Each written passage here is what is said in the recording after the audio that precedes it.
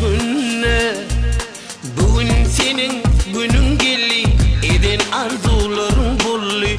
Bağıtlı bol sen, yarın bilen uçun bağıt asmanına, konun bile altın bağıt köşkünne. Bugün senin günün geldi, eden arzuların bolli. Bağıtlı bol sen,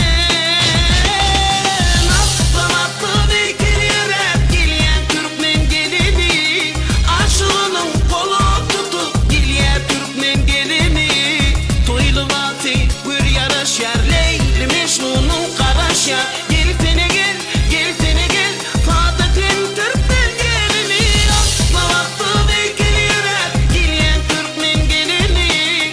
Aşığının kolu tutup geliyen Türkmen gelini. Toylu vatı bir yaraşar, Leyli Mecnun'un karaşar. Gel sene gel, gel sene gel, oğlum Türkmen gelini. Geliyen Türkmen gelini. Geliyen Türkmen gelini. Toylu vatı bir yaraşar, Leyli Mecnun'un karaşar. Gel sene gel, gel sene, oğlum Türkmen gelini. Aslan atlı dikiliyor geliyen Türkmen gelini. Aşığının kolu tutup geliyen Türkmen gelini.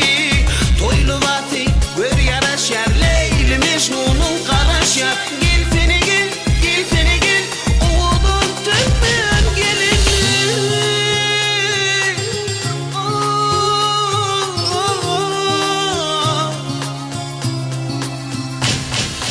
Oh.